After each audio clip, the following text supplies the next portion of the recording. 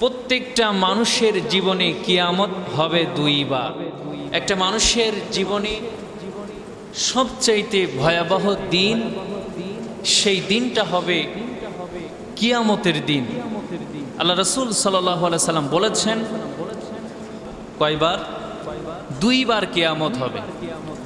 খুব মনোযোগ দিবেন, খেয়াল করে কথাগুলো শুনবেন। পারলে একটা ফোঁটা চোখের পানি আজকে জুমা মসজিদে আল্লাহ পাককে খুশি করার জন্য, অন্তরের মধ্যে মায়া ভয় এনে আল্লাহ পাককে খুশি করার জন্য একটা ফোঁটা চোখের পানি যদি আজকে বিলাইতে পারেন, চোখের কোনা দিয়ে পড়ে ফেলতে পারেন, আল্লাহে খোদার কসম, আল্লাহ পাক এই চোখের পানির ওসিলায় আপনার আমার জীবনের গুনাহ আল্লাহ পাক মাফ করতে পারে কি পারে না বলেন?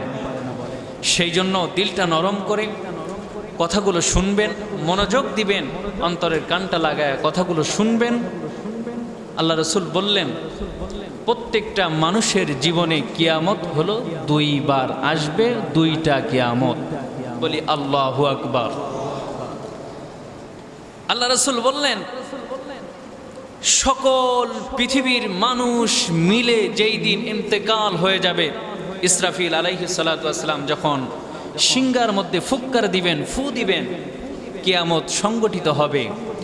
এটা তো এক নাম্বার কিয়ামত, এটা তো হবেই। দ্বিতীয়ত কিয়ামত কোনটা?